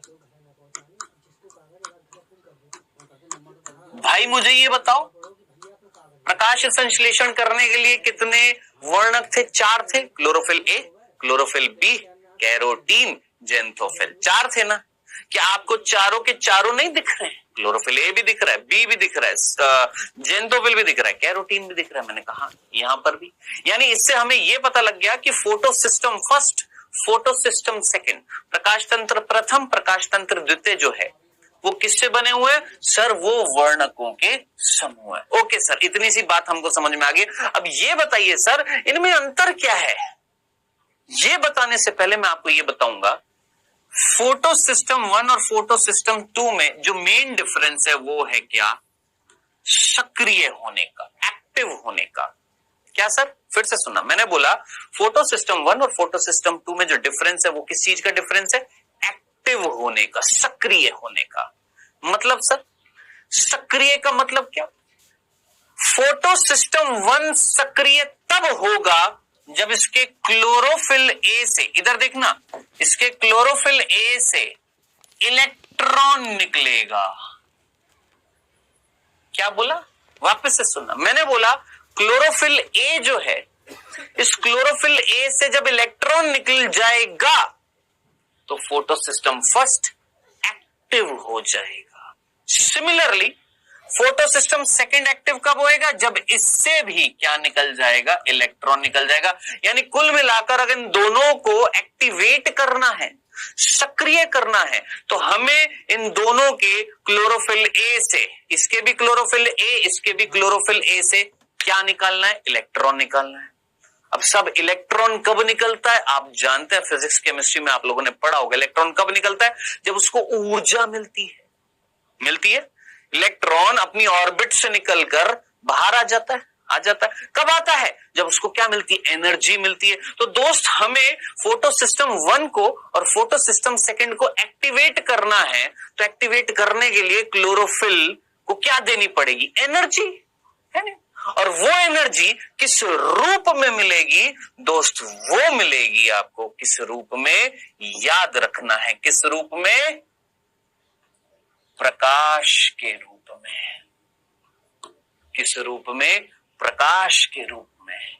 यानी हमें इलेक्ट्रॉन निकालने के लिए इसको ऊर्जा देनी पड़ेगी, और वो एनर्जी किस रूप में मिलेगी? लाइट एनर्जी के रूप में, प्रकाश ऊर्जा के रूप में। अब इधर देखिएगा, मैंने इसको, मुझे इस क्लोरोफिल ए से इलेक्ट्रॉन निकालना है, तो मेरे को इसको क्या देनी है? एनर्जी देनी है। ठीक है सर, दे दी। अब कितनी एनर्जी दूं? कितनी एनर्जी दूं? यानी अब डिपेंड करने वाला है कौन सी प्रकाशीय किरणें डालूं इसके ऊपर। तो याद रखना, कितनी तरंग दैर्घ्यता की किरण इसके ऊपर पड़े कि इसका इलेक्ट्रॉन निकल जाए। सुनिएगा, इस क्लोरोफिल ए पर कितनी तरंग दैर्घ्यता का प्रकाश पड़े कि इसका इलेक्ट्रॉन निकल जाए। तो याद रखना, इससे इलेक्ट्रॉन निकालने के लिए यहां से इसको हमने दी 700 नैनोमीटर। कितनी दी? 700 नैनोमीटर। और यहां पर कितनी दी? 680 नैनोमीटर। तब आप मुझे बताइएगा, एक वर्ड आपको मिलेगा, अभिक्रिया केंद्र। सुनना, क्या बोला मैंने कहा एक वर्ड आपको मिलेगा, सुनने को मिलेगा आपकी एनसीईआरटी में, अभिक्रिया केंद्र। जरा सोचिए, ये वो केंद्र था, ये वो जगह है, ये वो केंद्र है, ये वो जगह है जहां पर प्रकाश पड़ेगा, अभिक्रिया होगी, इलेक्ट्रॉन निकल जाएगा। तो आपको अगर ये वर्ड सुनाई देता है या दिखाई देता है आपकी बुक में, P700 और P680, तो यहां पर P का मतलब क्या है? तो याद रखना, P700 का मतलब है फोटो सेंटर 700, और P680 का मतलब क्या है? फोटो सेंटर 680 का मतलब कि यहां पर जब आप फोटोन भेजेंगे, फोटोन यानी लाइट, कहां पर? उस जगह पर, इस सेंटर में, यहां पर भेजेंगे तो इलेक्ट्रॉन निकलेंगे। रुकिए, सुनिए, समझिए, क्या बोला? PS1 चालू कब होगा? जब क्लोरोफिल ए से क्या निकलेगा सर? इलेक्ट्रॉन निकलेगा। इलेक्ट्रॉन निकालने के लिए प्रकाश को आना पड़ेगा, एक निश्चित तरंग दैर्घ्यता के प्रकाश को डाला हमने, डाला, क्या निकालना है? इलेक्ट्रॉन। यहां पर भी डाला, क्या निकालना है? इलेक्ट्रॉन। ये क्लोरोफिल ए काम कब करेगा? PS सेकंड का, याद रखना, PS सेकंड का क्लोरोफिल ए कब काम करता है? जब उसको मिलती है 680 नैनोमीटर की वेवलेंथ की लाइट। और PS फर्स्ट का क्लोरोफिल ए काम कब करता है? जब इसको मिलती है 700 नैनोमीटर की वेवलेंथ की लाइट। ठीक है, आप बोलेंगे ठीक है सर, समझ में आ गया। हमने बोला ये सक्रिय हो गया, इससे इलेक्ट्रॉन निकल गए, ये सक्रिय हो गया, इससे इलेक्ट्रॉन निकल गए। नहीं, अभी नहीं निकले इलेक्ट्रॉन, अभी नहीं निकले, ना ना ना ना ना, अभी नहीं निकले हैं इलेक्ट्रॉन, अभी इलेक्ट्रॉन नहीं निकले हैं दोस्त, अभी यहां से भी इलेक्ट्रॉन नहीं निकले। सर क्यों नहीं निकले अभी तक इलेक्ट्रॉन? आपने तो बोला था इलेक्ट्रॉन निकल गए। मैंने कहा रुको, अभी क्लोरोफिल ए से इलेक्ट्रॉन निकलना बाकी है। सर मिल तो गई, अरे सर मिल तो गई, तरंग दैर्घ्यता 680 नैनोमीटर चाहिए थी इलेक्ट्रॉन निकालने के लिए, इसको 700 नैनोमीटर चाहिए थी इलेक्ट्रॉन निकालने, मिल तो गई। मैंने कहा रुक जाओ, अभी नहीं निकला, क्योंकि इतनी तरंग दैर्घ्यता काफी नहीं है क्लोरोफिल ए से इलेक्ट्रॉन निकालने के लिए। इतनी तरंग दैर्घ्यता का प्रकाश काफी नहीं था क्लोरोफिल ए से इलेक्ट्रॉन निकालने के लिए। तो क्या करें जनाब, क्या करें? तो जरा देखिएगा नीचे, ये कौन है? दिमाग लगाएं जरा, नीचे सोचिए, ये कौन है? ये कौन है? सर ये बाकी रिमेनिंग 3 वर्णक थे। इनको पता है क्या बोला जाता है? इनको बोला जाता है सहायक वर्णक, और इन्हीं को ही हम एंटेनी भी बोलते हैं। इन्हीं को ही हम क्या बोलते हैं? एंटेनी। तो सहायक वर्णक बोल दीजिए, एंटेनी बोल दीजिए। सर ये क्या कार्य करेंगे? दोस्त इधर देखना, इनके ऊपर भी तो प्रकाश गिर रहा है। हाँ सर, अब कोई अलग अलग तरंग दैर्घ्यता के प्रकाश को अवशोषित कर रहा है। मान लो जेंथोफिल ने किया कितना? 600। मान लो जेंथोफिल ने किया 600, मान लो 690 के तरंग दैर्घ्यता के प्रकाश को अवशोषित कर लिया। क्लोरोफिल बी ने कितना किया? 693 के वेवलेंथ के प्रकाश को, नैनोमीटर के प्रकाश को अवशोषित कर लिया। कैरोटीन ने कितना किया? 689 वेवलेंथ जो थी, तरंग दैर्घ्यता जो थी नैनोमीटर का जो प्रकाश था, उसको अवशोषित कर लिया। यानी कुल मिलाकर इन्होंने 700 नैनोमीटर से कम, 700 नैनोमीटर से कम तरंग दैर्घ्यता के प्रकाश को क्या किया? अवशोषित कर लिया। क्या बोला मैंने? ये कितना कर रहा था? 700 नैनोमीटर, और ये कितने कर रहे हैं? 700 नैनोमीटर से कम, लेकिन 680 से ज्यादा। क्या बोला? ये जो है, ये कितनी तरंग दैर्घ्यता के प्रकाश को अवशोषित कर रहे हैं? 700 से तो कम, लेकिन 680 से ज्यादा, यानी 680 से 700 के बीच में। ये एनसीईआरटी में नहीं लिखी हुई है चीजें। कितना? 680 से ज्यादा, 700 से कम, यानी 680 से 700 नैनोमीटर की रेंज की जो लाइट जो होगी, उसको ये अवशोषित करेंगे। ओके सर, समझ में आ गया। अब करेंगे क्या? अवशोषित करके, ये लाइन ध्यान से सुनना, इंपॉर्टेंट, अवशोषित करके, ऊर्जा को एब्जॉर्ब करके, ये सारी ऊर्जा दे देंगे किसको? क्लोरोफिल ए को। अब आप मुझे बताइए, इन्होंने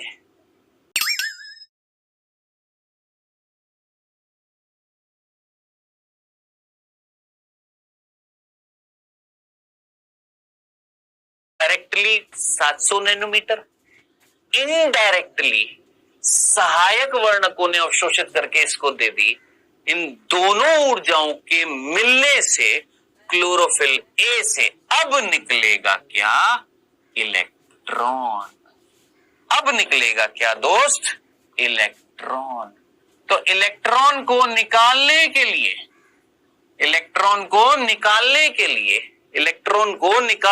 लिए क्लोरोफिल ए के पास दो तरीके से, एक तो प्रत्यक्ष रूप से ऊर्जा आ रही थी कितनी, 700 नैनोमीटर, और एक आ रही थी अप्रत्यक्ष रूप से, इनडायरेक्टली, किससे? सहायक वर्णक। जो ये सहायक वर्णक थे, ये सहायता कर रहे हैं, प्रकाश को अवशोषित करके जो ऊर्जा आ रही है वो इसको दे रहे हैं। आया समझ में? भूलेंगे तो नहीं। सिमिलरली यहां पर पीएस सेकंड में इसके पास जो 680 नैनोमीटर की तरंग दैर्घ्यता का प्रकाश आ रहा है वो काफी नहीं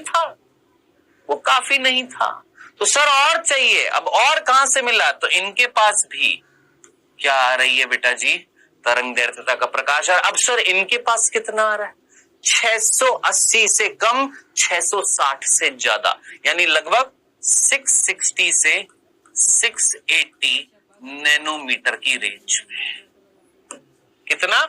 660 से 680 की रेंज में। तो कई सारी बुक्स में पता है क्या लिखा होता है? क्लोरोफिल ए को कितना मिलता है? 680, और सहायक वर्णकों को कितना मिलता है? 680 से कम।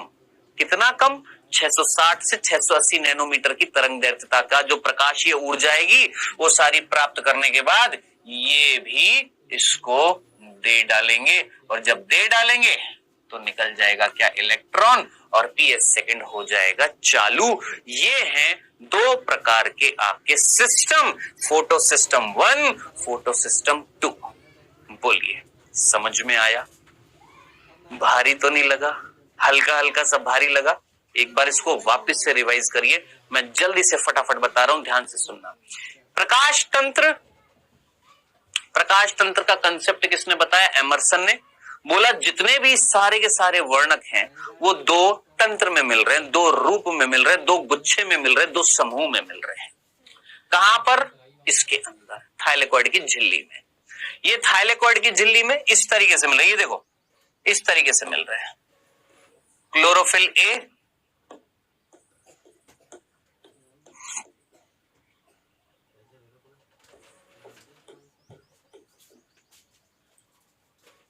ठीक है,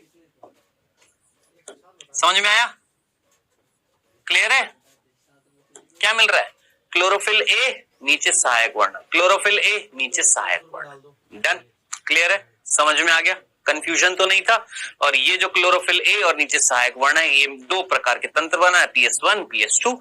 PS1 कब एक्टिवेट होएगा? जब क्लोरोफिल ए से क्या निकलेगा? इलेक्ट्रॉन। यहां से भी क्लोरोफिल ए से क्या निकलेगा? इलेक्ट्रॉन। ये कब निकलता है इलेक्ट्रॉन? जब क्लोरोफिल ए के पास 700 नैनोमीटर की और सहायक वर्णकों के पास 700 नैनोमीटर से कम, कितना? 680 से ज्यादा, 700 से कम, 680 से 700 लिख देता हूं, 680 से 700 नैनोमीटर की तरंग दैर्घ्यता के प्रकाश को ये अवशोषित करते हैं, और अवशोषित 700 लिख देता हूं, 680 से 700 नैनोमीटर की तरंग दैर्घ्यता के प्रकाश को ये अवशोषित करते हैं, और अवशोषित करके इसको दे देंगे।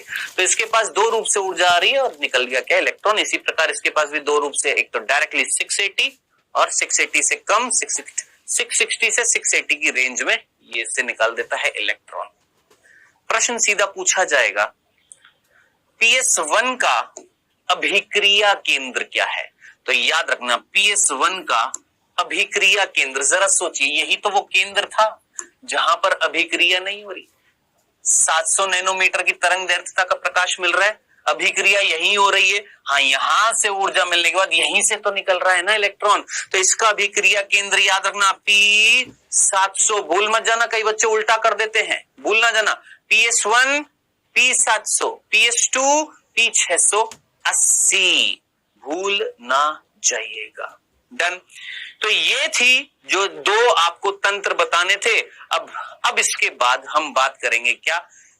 दो तीन चीजें हैं जो एक्स्ट्रा हैं, जो मेरे को अभी आपको बतानी है। आइए समझते हैं, ध्यान से सुनिएगा जो चीज मैं अब आपको आगे बताने वाला हूं। देखिए, आगे बढ़ने से पहले मैं आपको ये चीज बता दूं कि ये जो प्रकाश तंत्र जो है, इसका कंसेप्ट जो था, ये किसने बताया था? एमर्सन ने। ये आप समझ चुके हैं। ये चीज, प्रकाश तंत्र के प्रकार किसने बताए थे? एमर्सन, है ना।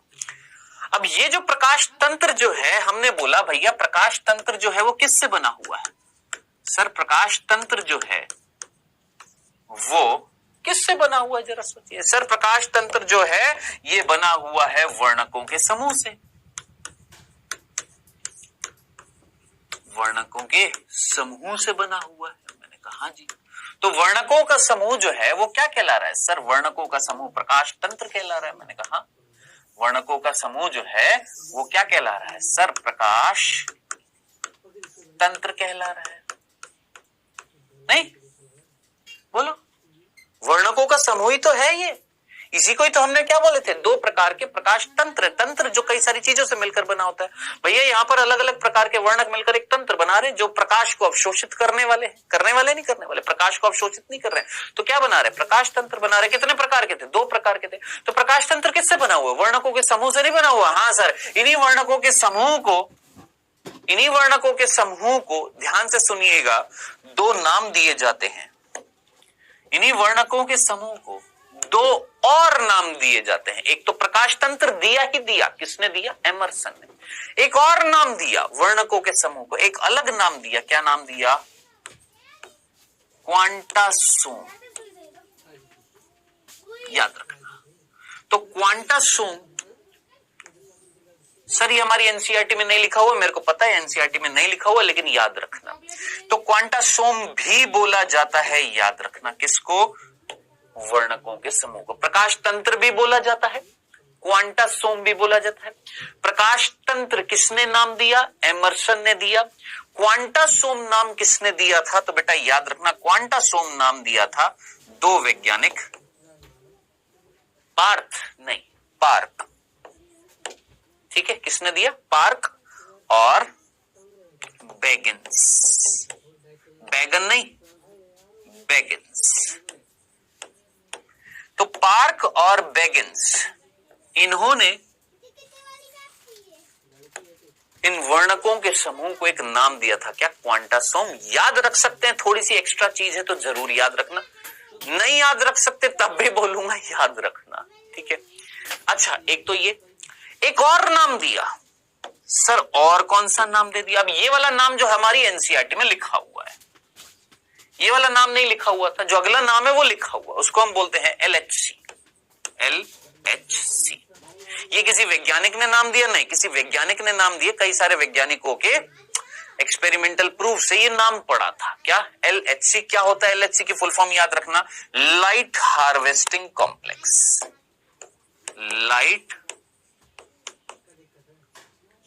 Light harvesting complex.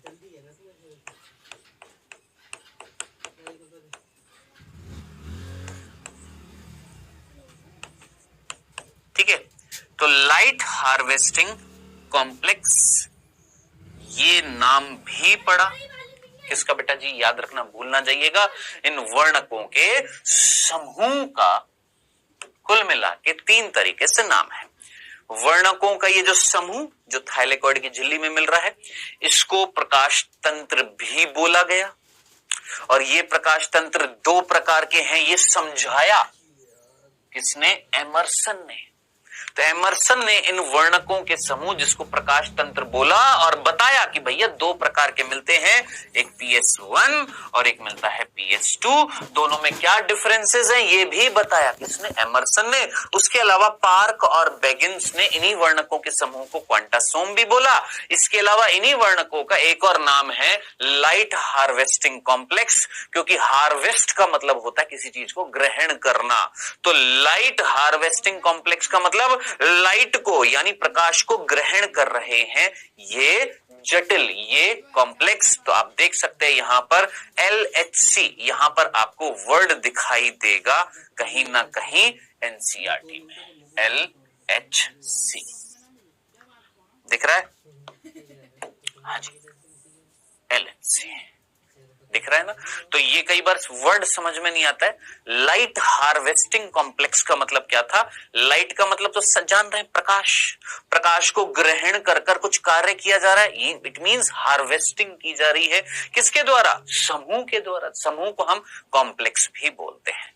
तो ये चीज थी, थोड़ी सी एक्स्ट्रा थी जो मुझे आपको बतानी थी। आई होप यहां तक की बात आपको समझ में आ गई होगी। चलें आगे, कोई कंफ्यूजन तो नहीं है? पक्का? अब आगे बढ़े। चल मुझे बताइए हम पढ़ क्या रहे हैं? सर हम पढ़ रहे हैं यहां पर, मैंने आपको पहले भी बताया था दोस्त, हम यहां पर पढ़ क्या रहे हैं?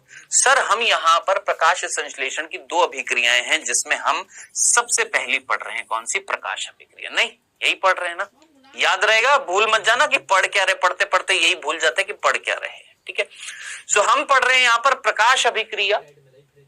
ये पहला भाग है किसका? प्रकाश संश्लेषण का। क्या करने वाले प्रकाश अभिक्रिया में मैं कई बार आपको लेक्चर में बता चुका हूं, एक बार यहां पर और देख लेते हैं। प्रकाश अभिक्रिया में हम क्या प्रकाश का अवशोषण करेंगे? हाँ जी करेंगे, नाम में प्रकाश अभिक्रिया। नहीं कर रहे थे? कर रहे थे। कौन कर रहे थे? वर्णक कर रहे थे। ठीक है, जल का विघटन या जल का अपघटन करेंगे, जल को तोड़ेंगे। हाँ सर तोड़ेंगे, बिल्कुल तोड़ेंगे। ऑक्सीजन निकलेगी। हाँ सर निकलेगी, ऑक्सीजन निकलेगी। और मेन क्या है, किस लिए कर रहे थे? सर जी हमें एटीपी चाहिए और NADPH चाहिए। काहे चाहिए? क्योंकि ये जो ऊर्जा के जो कण हैं इनका इस्तेमाल करेंगे हम अप्रकाश अभिक्रिया में। बोल, क्या इतनी सी बात समझ में आई? क्या ये चार बिंदु सीधे सीधे हैं या नहीं है? कि भैया प्रकाश अभिक्रिया में प्रकाश का अवशोषण किया, जल को तोड़ा, ऑक्सीजन निकल गई, वर्णकों ने अवशोषित किया प्रकाश को और क्या बन गई? एटीपी NADPH, जिसको इस्तेमाल करेंगे आप प्रकाश अभिक्रिया में। बताइए, डंडन ना डंडन, इतनी सी तो बात थी, सिंपल सा था ना। चले अब आगे बढ़ते हैं।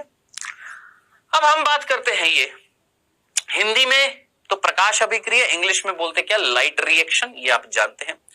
अब इसी के बारे में बात करने वाले प्रकाश अभिक्रिया। हालांकि हम लोग पिछले लेक्चर से स्टार्ट कर दिए थे, हम प्रकाश अभिक्रिया में एक एक करके चीज पढ़ रहे हैं। प्रकाश अभिक्रिया में क्या वर्णकों की जरूरत थी? हाँ सर वर्णकों की जरूरत थी। क्या हमने वर्णक पढ़ लिए? यस सर वर्णक पढ़ लिए। कहां पर मिल रहे हैं? थाइलेकॉइड की झिल्ली में। ओके सर, डंडना डंडन, यहां तक की बात हमें समझ में आ गई है। ठीक है, चले अब इधर देखिएगा, एक प्रश्न अभी मैं आपसे पूछूंगा और देखते हैं कितने बच्चे उसका आंसर दे पाएंगे। सोचने दीजिए, मैं प्रश्न पूछ लूं, दे पाएंगे आप? पूछ लूं।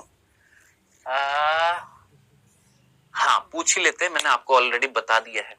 एक बार चीज बता देता हूं, फिर मैं प्रश्न पूछता हूं। देखो दोस्त, मुझे ये बताना, ये जो प्रकाश संश्लेषण की जो अभिक्रिया है बेटा, 6 कार्बन डाइऑक्साइड, 12 जल के अणु, प्रकाश, वर्णक, ग्लूकोज, 6 जल के अणु और 6 ऑक्सीजन, है ना। आपने बोला कि सर हमने 12 जल के अणुओं को तोड़ दिया, प्रकाश की उपस्थिति में, वर्णक की उपस्थिति में, और ऑक्सीजन बन गई है। ठीक है, इसको हमने बोला क्या? प्रकाश अभिक्रिया। अब मैं थोड़ा सा चेंज इस तरीके से कर रहा हूं, जरा देखिएगा। अब मैं एरो कैसे लगा रहा हूं ये देखिएगा। जल को तोड़ा, ऑक्सीजन निकल गई, किसकी उपस्थिति में? प्रकाश और वर्णक। ठीक है, इनको भी नीला नीला कर देते हैं। ठीक है जी, ओके सर, ये हमारी प्रकाश अभिक्रिया है। मैं इसको यहां पर लिख देता हूं, क्या? प्रकाश अभिक्रिया।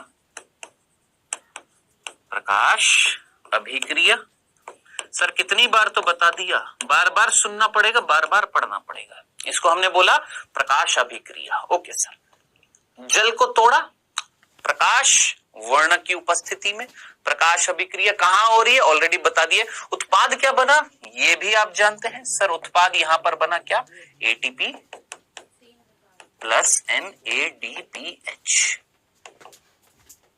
ठीक है, ये उत्पाद बन गया है। ओके, अब हम क्या करेंगे सर?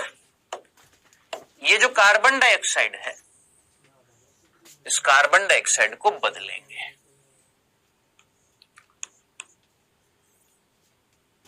किस में बदल रहे थे? ग्लूकोज में, और जल भी निकला था। मेन तो हमारा क्या था?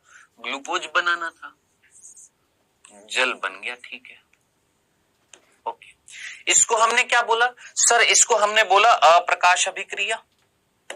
इसको हमने क्या बोला सर? अप्रकाश अभिक्रिया। एक सेकंड रुकिए, मैं पहले ऊपर वाली चीज को हटा दूं यहां से।